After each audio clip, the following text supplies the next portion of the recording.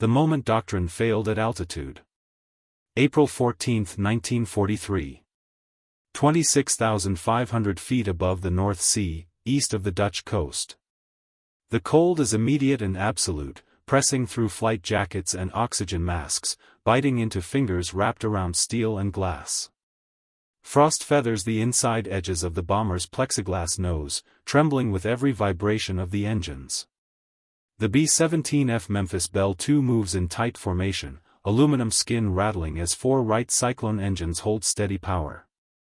Below, the sea is a dull sheet of hammered gray. Above, the sky is clean and endless, a pale blue that offers no shelter. Staff Sergeant Daniel Reeves is already tracking the horizon. He has been awake for hours, but there is no fatigue in his posture. His gloved hands rest on the grips of the twin Browning and M250 calibers mounted in the upper turret. His oxygen hose hisses softly with every breath. The intercom crackles with clipped voices from the cockpit and waist. Everything sounds routine. Too routine. Reeves does not scan randomly. He watches angles. Vertical space. Light shifts. He understands that enemy fighters do not appear suddenly.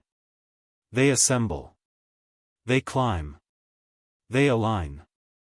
At this altitude, speed belongs to whoever controls the approach geometry. The doctrine drilled into every bomber gunner is clear. Hold fire. Do not reveal your position. Let the fighters commit. Wait until they close to effective range. Let the formation's interlocking fields of fire do the work. Reeves has heard it all. He has repeated it during briefings. But this morning, something is wrong. At 11 o'clock high, barely visible against the sun glare, he sees them. First 1. Then 3. Then a line of dark shapes sliding upward from below the bomber stream. Messerschmitt Bf 109s. Climbing hard. Conserving energy. Waiting to roll over into a diving attack. They are still distant. Well beyond the range officers want guns firing. Reeves tightens his jaw. He keys the intercom. Upper turret to pilot. Bandits forming high 11. They are climbing for altitude advantage. The reply is calm. Almost bored. Roger. Hold fire. Let them come in. Reeves does not argue. He watches. The fighters spread slightly, maintaining spacing. This is not a reckless charge. This is a textbook intercept. They will crest above the bombers, roll inverted, and dive through the formation with gravity and speed on their side. In those seconds, bombers die. Reeves has seen it before. Ball turrets shredded. Cockpits punched open. Wings carved apart. He looks again at the spacing. Too perfect. Too clean. The fighters are not yet committed. They are vulnerable now, engines straining in the climb, noses high, speed bled off. This is the only moment they are exposed. Reeves knows the rule. Do not fire early. He also knows what happens if he waits. His right thumb rests against the firing switch. His guns are already elevated. The lead fighter drifts across his sight picture, sun glinting off its canopy. Reeves makes a decision that will break doctrine and redefine the next 10 seconds of combat. He fires. The turret erupts with sound and recoil. Twin streams of tracer climb upward, red beads stitching the sky. The vibration slams through his shoulders and spine. Spent casings clatter down the fuselage. There is no warning call. No countdown. Just sudden violence. The tracers pass in front of the climbing fighters, not aimed to hit but to disrupt. The effect is immediate. One Messerschmitt jerks its nose down instinctively. Another breaks formation, rolling left to avoid the fire. The perfect spacing fractures. Reeves adjusts his lead and fires again, walking the tracers higher. The fighters were not expecting resistance yet. They were not supposed to be under fire at this altitude, in this phase of the intercept. The bomber formation wakes instantly. Upper turret firing, someone shouts over intercom. Other gunners see the tracers and follow instinct. Waist guns open up. A tail gunner fires short bursts. The sky around the fighters fills with scattered lines of fire. The German pilots lose the initiative. Instead of cresting together, they are forced into evasive maneuvers while still climbing. Speed bleeds away. Altitude gain stalls. One fighter slips below its intended attack line, passing beneath the bombers instead of above. Another overshoots, climbing too steep and stalling briefly before rolling away. The engagement has begun early. On Reeves's terms. In the cockpit, the pilot feels it before he understands it. The formation is not under a diving attack. There is no sudden slash of cannon fire. No immediate damage reports. Something has changed. Reeves keeps firing in controlled bursts, not trying to kill yet. Just denying alignment. Denying altitude. Denying timing. The air battle has started 10 seconds ahead of schedule, and the enemy is already reacting instead of dictating. This is the moment Doctrine did not plan for. Denying the climb and breaking the intercept. The Messerschmitts scatter just enough to save themselves, and that is precisely the problem. At 26,500 feet, there is no excess energy to waste. Every evasive roll, every sudden nose drop costs altitude that cannot be regained quickly. Reeves tracks the nearest fighter as it dips below the bomber line, its propeller flashing as the pilot pushes for speed. He shifts the turret smoothly, compensating for the bomber's forward motion, firing short, disciplined bursts. He is not chasing kills. He is controlling space. Below him, the bomber formation tightens instinctively. Pilots hold position, trusting their gunners. The intercom fills with overlapping voices, but beneath the noise there is an unmistakable rhythm now. Guns are active. The formation is alive. The German pilots feel it immediately. The intercept they planned depended on height. From above, they could dive, fire, and escape. Without that altitude advantage, they are forced into level or climbing attacks against aircraft bristling with guns. One Bf-109 commits anyway. The fighter rolls hard and dives shallow, cannon flashes flickering from its nose. Tracers streak past the bomber's left wing, missing by yards. The tail gunner answers with a long burst, forcing the fighter to pull away early. No damage. No kill. But the pass is weak. Ineffective. Reeves swings the turret back upward. Another pair of fighters are still climbing, trying to recover position. He fires again, walking tracers through the space they need to occupy. The rounds tear nothing but air, but the message is unmistakable. You cannot have this altitude. The fighters split again. One peels off entirely, diving away to regain speed. The other attempts to push through, engine straining. Reeves leads him slightly and fires a longer burst. This time, the tracers connect. The Messerschmitt shudders. A puff of smoke trails briefly from the engine cowling. The pilot snaps into a dive, abandoning the attack. Reeves does not follow. He lets him go. He scans again. To the right of the formation, more fighters are forming up. Focke-Wulf FW-190s, heavier and faster, approaching from a lower angle. They were supposed to hit after the first wave disrupted the bombers. Instead, they arrived to find a formation already firing, already organized, already denying approach lanes. The FW-190s hesitate. That hesitation is everything. The bomber group commander orders a slight course adjustment. Just a few degrees. It shifts the geometry further against the attackers, forcing them to recalculate approach paths. Reeves feels the change through the turret as the bomber banks gently. The sky is no longer a clean canvas. It is crowded with intent. A fighter tries a head-on approach, coming straight down the bomber stream. This is desperation. Head-on attacks are fast and dangerous, but they allow almost no firing time. Reeves depresses the guns and fires as the fighter grows rapidly in his sight, tracers flashing past the canopy. The German pilot fires back, cannon rounds ripping through empty space where the bomber was seconds before. They pass each other in a blur. No hit. No loss.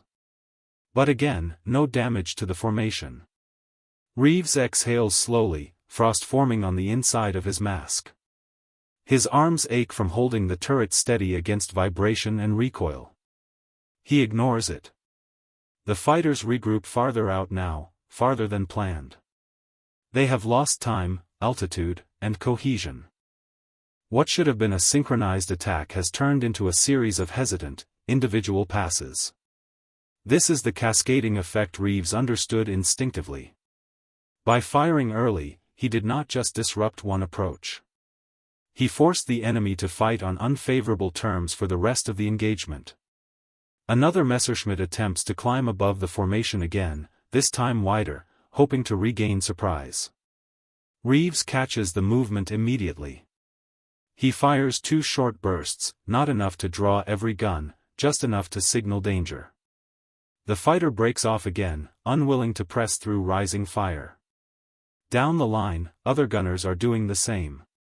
The formation has learned the rhythm Reeves started. Suppress. Deny. Control. The air battle stretches longer than expected. Fuel burns. Ammunition drains. But the bombers remain intact. No single fighter can line up long enough to deliver a killing pass. Inside the Memphis Belle II, the crew senses it now. They are not reacting. They are dictating. Reeves checks his ammunition counters. He has used more than planned. Command will not like that. Doctrine will not like that. But the bombers are still flying. And the enemy, for the first time this morning, is unsure how to proceed. When the enemy loses timing, the German fighters regroup at a distance that would have been unthinkable minutes earlier. They are no longer climbing in neat, disciplined lines. Instead, small clusters form and dissolve, pilots adjusting constantly, searching for an opening that refuses to appear. The bomber stream holds altitude and spacing, engines droning with relentless consistency. The sky between attacker and target has become hostile territory.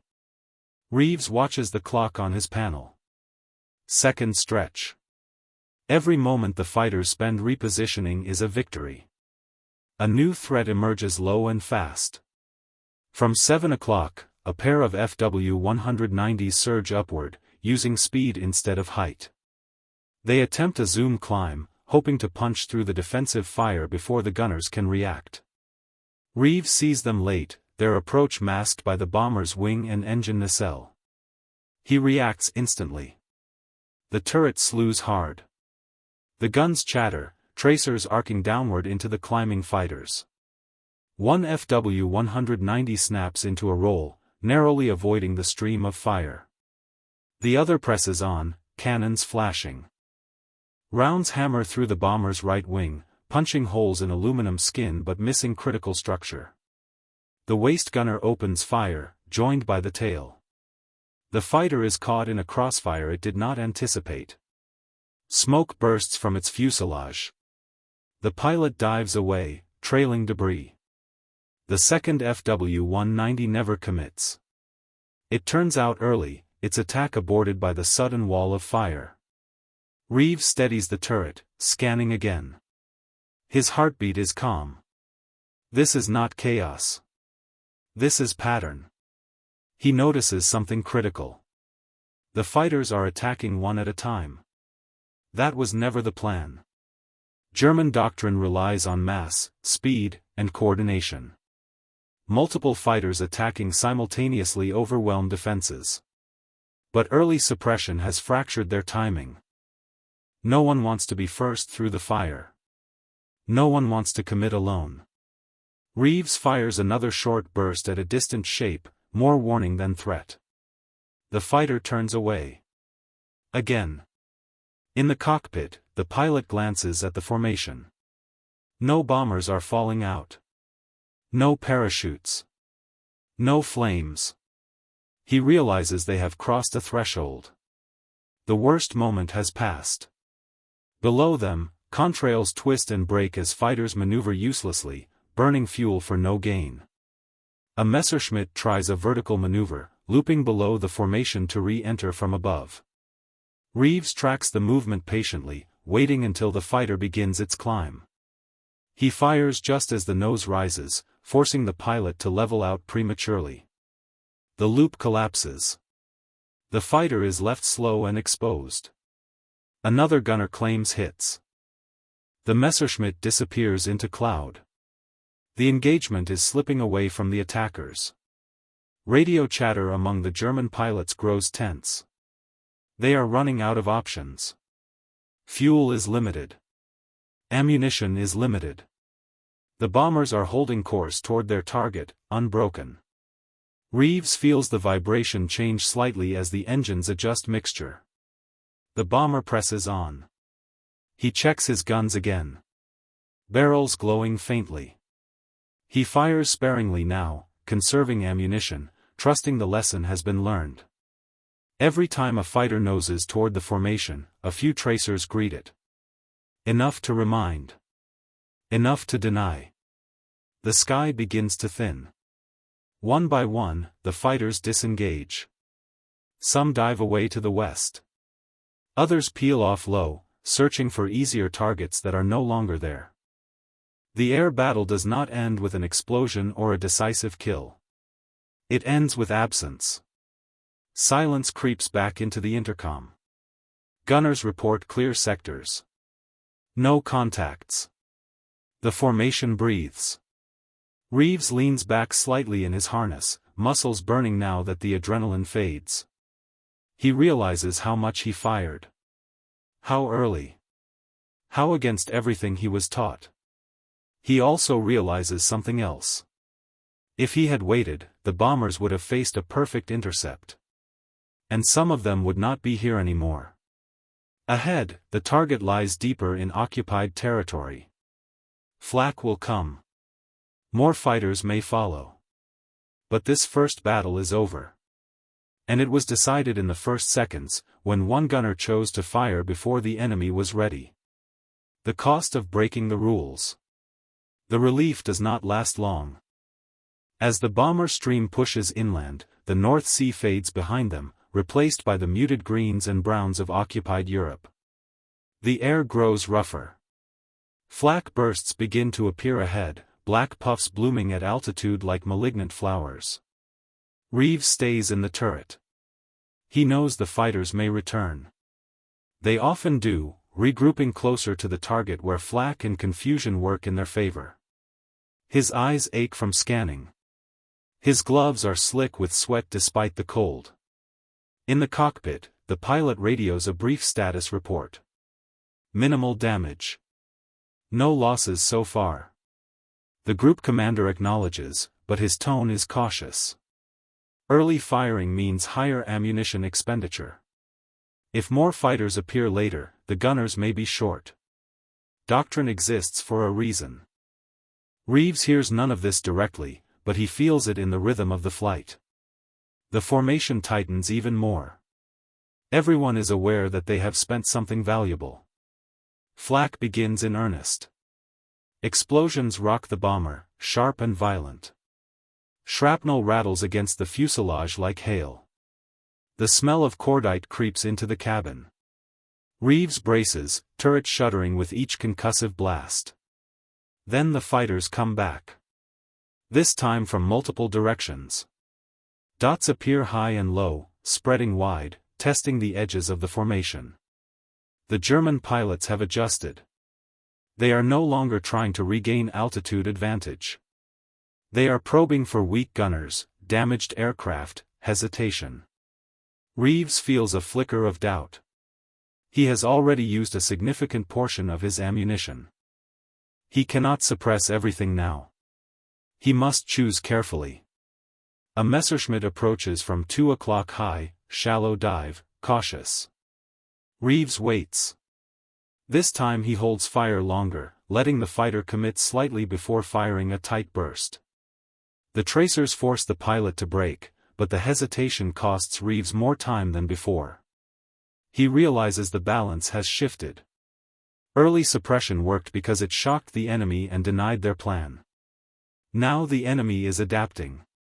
A bomber 2 positions ahead takes flak damage. Smoke trails briefly from an engine before the pilot extinguishes it. Fighters notice instantly. Reeves tracks a pair of FW-190s angling toward the damaged aircraft.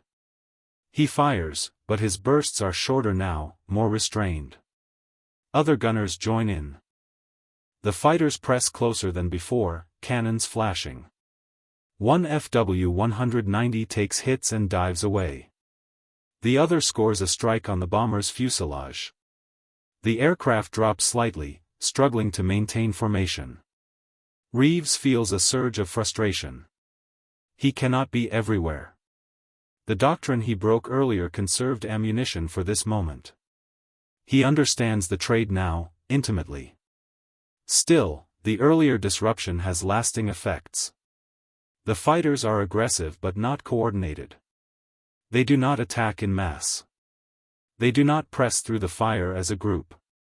The memory of early suppression lingers. Reeves fires again, carefully, deliberately. Each burst must matter. Flak thickens as they approach the target. The sky becomes a grid of explosions and tracer lines. Fighters weave through it, but their attacks remain disjointed. The damaged bomber manages to hold position. No one drops out. Minutes pass like hours. Finally, the call comes. Target in sight. The bomb bay doors open across the formation. The aircraft shudder as weight shifts. Reeves keeps scanning, even as the bomber flies straight and level, vulnerable. The fighters make one last attempt, a desperate rush through flak and fire. Reeves empties a longer burst, barrel smoking. A Messerschmitt breaks apart, shedding pieces as it dives away. He does not watch it fall. The bombs release. The formation lurches upward, suddenly lighter. The pilot banks away from the target, beginning the long turn for home. Behind them, smoke rises from the ground. Ahead, the sky opens again. Reeves exhales, a long, shaky breath. His ammunition counters are low. His arms tremble from fatigue. He has broken the rules, paid the price, and somehow balanced the equation. But the story of what he did is not finished yet. The quiet after the guns. The return leg begins under a different kind of tension. The bombers turn west, engines settling into a steady rhythm as they leave the target area behind. Flak thins, then fades. The sky grows wider, emptier. But no one relaxes. This is often when fighters return, catching exhausted crews low on ammunition and focus. Reeves remains upright in the turret, refusing to slump. His shoulders ache. His hands are numb. He rotates slowly, scanning every quadrant with deliberate care. The earlier adrenaline has burned off, leaving only discipline. The intercom is quieter now. Reports come in, subdued and professional. Minor damage. A few wounded. No aircraft lost. That fact settles heavily in the crew's minds. They all know how rare that is. A fighter appears briefly at extreme distance, a single dot against the haze. Reeves tracks it, but it never closes. It turns away, choosing not to engage. Whether out of fuel, ammunition, or confidence, he cannot know. The North Sea comes back into view, a gray promise of relative safety. Only then does Reeves allow himself to lean back slightly in the harness. His turret is streaked with powder residue. The barrels of his guns are discolored from heat. He reaches up and touches the metal lightly, feeling the warmth even through his gloves. In the cockpit, the pilot finally addresses the elephant in the room. "That early firing," he says over intercom, "measured. Upper turret. That was you." Reeves answers honestly. "Yes, sir." A pause follows. Long enough for Reeves to feel every mile of air between them. "You burned a lot of ammo," the pilot continues. "Yes, sir." Another pause. "Longer this time. But we never gave them the climb," the pilot says quietly. "They never got set." The rest of the crew listens. No one interrupts. Reeves does not defend himself. He does not explain geometry or timing or instinct. He simply waits. The pilot exhales. "We'll talk about it after landing." That is not a reprimand. Not yet. As they cross the English coast, escorts finally appear, friendly fighters sliding into position like silent guardians. The danger is mostly over now. Reeves watches them pass, then keeps scanning anyway. Habit does not turn off easily. The bomber touches down hard but safe. Tires scream. Brakes bite. Engines spool down. Only when the aircraft rolls to a stop does Reeves climb out of the turret, legs unsteady. He removes his oxygen mask and helmet, the sudden silence almost deafening. On the tarmac, ground crews swarm the aircraft. They count holes. They check engines. They look for blood. There is less of all three than expected. In the debriefing room, officers gather around maps and notes. The mood is restrained but alert. Questions come quickly. Why did the fighters fail to coordinate? Why did the first intercept collapse? Why were there no early losses? Eventually, the focus turns to Reeves. "Why did you fire before they committed?" an intelligence officer asks. Reeves chooses his words carefully. "Because if we waited, they would have owned the sky above us. They were climbing. That was the moment." Some officers frown. Others listen. "That goes against doctrine," someone says. Reeves nods. "Yes, sir." Silence hangs in the room. Doctrine is built on averages. This mission was not average. The group commander finally speaks. "You denied them altitude and timing. That disrupted everything that followed." He looks around the room. "We lost no aircraft today." No one argues. The debrief ends without punishment. Without praise. But something has shifted. The early firing is noted. Discussed. Quietly considered. Reeves leaves the room unsure of what comes next. Outside, the sun is lower now, casting long shadows across the airfield. The Memphis Belle II sits battered but whole. The air battle is over. Its consequences are just beginning. The first shot that changed the fight. In the days that follow, the mission is replayed in fragments. Gun camera footage. After-action reports. Casual remarks passed between crews in mess halls and briefing rooms. No single moment is celebrated. No headline is written. But the pattern is impossible to ignore. Other formations report similar encounters. Fighters breaking off earlier. Intercepts failing to coalesce. Enemy pilots behaving cautiously at altitude where they once pressed aggressively. Tactics shift subtly. Gunners begin to watch the climb, not just the dive. They learn to read the vertical space the way Reeves did, sensing when an intercept is still forming rather than already committed. Short, disciplined bursts become tools not just of destruction but of denial. Command does not rewrite doctrine overnight. But briefings change tone. Phrases like situational judgment and initiative appear alongside rules and ranges. Reeves flies again. He never fires recklessly. He never ignores orders.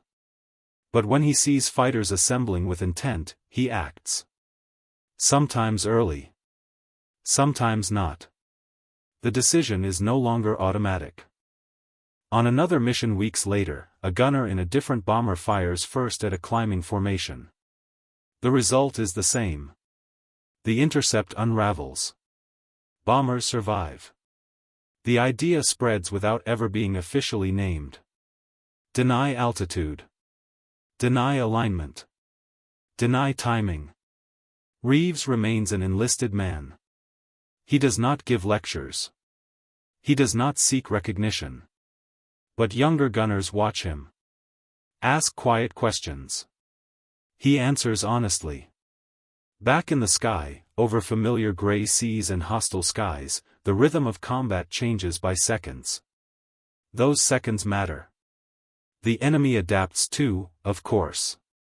They always do. But the easy intercepts become rarer. The clean kills harder to achieve. Years later, historians will argue over causes and correlations. They will cite production numbers, escort fighters, radar, intelligence. They will rarely mention a single gunner's choice made in a frozen turret at 26,000 feet. But the men who were there remember. They remember the sudden eruption of fire before the enemy was ready. The way the sky seemed to tilt in their favor. The strange realization that sometimes the first shot is not about hitting, but about forcing the other side to react. On April 14, 1943, above the North Sea, one gunner fired first. And in doing so, he took away the enemy's advantage before they could ever use it.